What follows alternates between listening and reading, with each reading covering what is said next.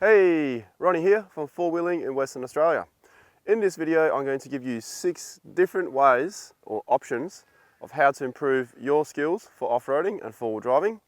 Now, this is great for first-timers, beginners who want to learn more and take it to the next level, and for those experienced who just want to learn a couple more things. With these 6 options and 6 ways of you improving your skills and knowledge in four-wheeling and four-wheel driving, some of these options may not be available to you depending on where you are in the world and the situation that you might be in.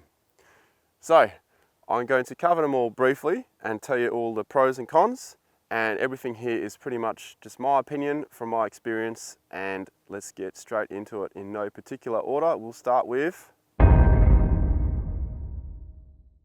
option number 1. Now this one is pretty obvious to most people. If you have a good mate or a buddy or a friend that you can go four-wheeling with, someone who's got a bit of experience, then you could probably learn a great deal if you're a first-timer. If you're a beginner and you've only been doing it for a little bit and you have a buddy who's been doing it for a little bit as well, you're both going to learn off each other. So that is probably one of the best ways to do it. And then there's of course the very experienced buddy who takes you out. So we'll start with the pros. Obviously it's going to cost you nothing, and it's way more hands-on. You know the person well, and you're more than likely going to be camping and stuff, so you're going to be learning more than just four-wheeling. You're going to be learning about camping and what works better for your vehicle and what works better in your camping situation, and you're going to get ideas of your mates' vehicles and whatnot. There's some really good pros there, but there are some cons as well.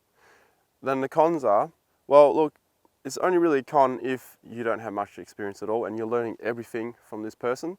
He may have some bad habits which he'll pass on to you. The biggest concern will be if he's very experienced and he wants to take you out onto a trail or a track just completely out of your depth. This happens quite often actually. And the reason why this happens is because they have another 4 or 5 buddies with rigs set up for a tough trail, and then the unfortunate beginner who just wants to get out there has no idea what he's going to get himself in for, and sometimes the people that take him out don't really consider that until it's too late. So something to consider there, but mainly it's pros there. Option number 2, four-wheel drive training. So this is basically a place you go to or a company you seek out, and they are trained and qualified to teach you the art of four-wheel driving. Basically they have all the credentials. A lot of these are done on closed circuits. Half of it is generally theory, and then there's a little bit of hands-on and practicality. So the first pro is obviously these are professionals training you. So you are going to learn the guidelines within your state or territory or country, wherever you are. Whatever guidelines they have in place there, that is what they are going to teach you. Another pro is you're going to learn the correct and safe way how to recover your vehicle or another person's vehicle, and you're going to learn how to drive on different terrains, which is the best line to pick when you come up to a rutted section, and all that important stuff you need to know for off-roading. And now to the cons. Well, a lot of these four-wheel drive training companies, they take a lot of students in, right? Well, that's how they make their money. So the more people, the more money. Now when it comes to the theory, that's no problem at all. Everyone's going to see the same screen, everyone's going to have the same piece of paper, everyone's going to learn the same thing. But when it comes to practicality and hands-on training, when you have a big group of people like that and you only have 2 to 3 assessors or trainers, you're not going to get hands-on to every single student. It is impossible within the time limit they have. So usually you'll find that 2 people or 4 people may perform a recovery. They'll be hands-on, using the shackles, using the straps and all that stuff. And the rest of the students will just be standing there watching. And then when the next activity comes, they'll be swapping over. Now this isn't for every single four-wheel drive training place. Some places do take people out in their own cars. And just bear in mind, if there is a big group of people, you are going to still learn a lot, but you're not going to get the proper hands-on, in my opinion. Option number 3, four-wheel drive tag-along tours. Now what is a four-wheel drive tag-along tour? Well, you have a lead guide, brings his vehicle, places at the front of the convoy, and then you bring your vehicle and you become part of the 5 to 10 car convoy.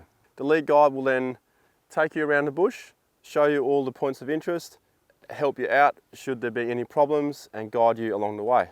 So before we get into the pros, I will have a biased opinion on this subject with four-wheel drive tag-along tours because I do conduct and run tours myself. So just take this with a grain of salt. The pros. The main one is you get to have an adventure while you learn and gain confidence and feel part of a group. When you're in a convoy, you are part of a group and everyone in that convoy works together. So that is the main bonus or pro for tag along tours. Then you have other things like you don't just learn about four-wheel driving, you will also learn about camping. Because if you go on a camping trip, you're going to see what other people use, you're going to see what the lead guide uses, and you're going to get so many ideas. And now we'll look at the cons. And like I said, I have a biased opinion on this. So cons, I've found very hard to find them. Con is, well, obviously it costs money, nothing's for free. Number 4, four-wheel drive clubs. We have two different types of clubs here. You have the legit ones, which we're going to talk about now, and then you have the non-legit ones, which we'll talk about after. So what is a legit four-wheel drive club? Well, here in Australia, and particularly in Western Australia, we have what's called a Four-Wheel Drive Association of Western Australia. And there is a Four-Wheel Drive Association for every single state. They have certain guidelines. They require clubs to have certain credentials. And when these clubs apply for this, they've got to go through a lot of hoops to get there. The people that run the club have all the credentials and they have a president, they have a financial person and all that stuff. That is what a legit four-wheel drive club is. And I'm sure other places around the world, you'll have the same thing, especially the States. But anyway, let's get into the pros. So the pros are, well, it is a legit club. The club will follow guidelines. More than likely not going to be doing anything wrong in a wrong area or anything like that. You are part of a tight-knit community. So some clubs are vehicle-based, some clubs are just non-vehicle-based. So the vehicle-based clubs, you're part of a tight-knit community, everyone who's into the same thing and are driving the same vehicle as you. So you're going to gain a lot of tips and tricks and skills and whatnot from these people. It is a great thing to be part of. And the ones that are just four-wheel drive based, doesn't matter what vehicle you have, well, they're just as good as well. When you're on these trips, because they have guidelines to follow, the guidelines are very, very similar, if not exactly the same as what a four-wheel drive tour guide operator has to comply with. Now on to cons. Some clubs require you to attend most of the meetings or a good amount of meetings to be able to apply to go on the trips that they organise. Fly and float worker, you're self-employed, you may miss a few, you may not be able to get to many of them at all, which then means you don't apply to go on any trips. Option number 5, non-legit four-wheel drive clubs, or in other words, a four-wheel drive group. So these are people that have started pages on, say, Facebook or a forum. These can be vehicle-based, these can be non-vehicle-based, they can just be like four-wheel drive specifically based. And there are a lot of benefits to these pages. So groups, the pros, it's not hard to join any, you can join many, they usually all let you in. And if you join a vehicle-based, well, you can find a world of information. All you gotta do is ask a question and more than likely you're gonna get 5 or 10 people commenting. Another good thing is you can just organise with other people, go out on a day trip with 1 or 2 other cars, or you can go out for their group events. You get a lot of options, and like I said, you can join a lot of different pages. Well, you get to meet a lot of people. Now to the cons. I suppose the main con is because they're not governed by the Four-Wheel Drive Association, there's no control on them. There's no control on how many numbers they take out, and there is no insurance. And the people that run the trips may not have credentials. If there is a recovery taking place, they may not know how to correctly do it or safely do it. So if you're joining a group and you're heading out with someone, just be aware of those things. And then finally, there is option number 6.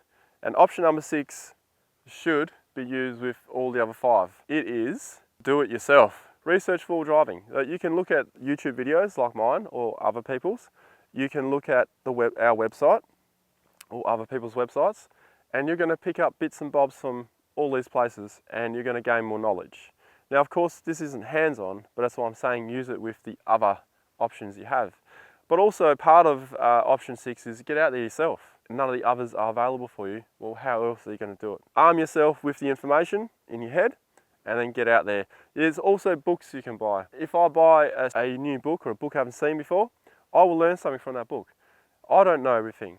And people that have been full driving for 50 or 60 years don't know everything. And if anyone says they know everything, well, they probably don't know crap. So everyone learns something new every day. Just keep asking the questions. I'll keep making videos for you. Load yourself up with all the information and get out there and have some fun. Thank you very much to my patrons on Patreon for assisting in making this video.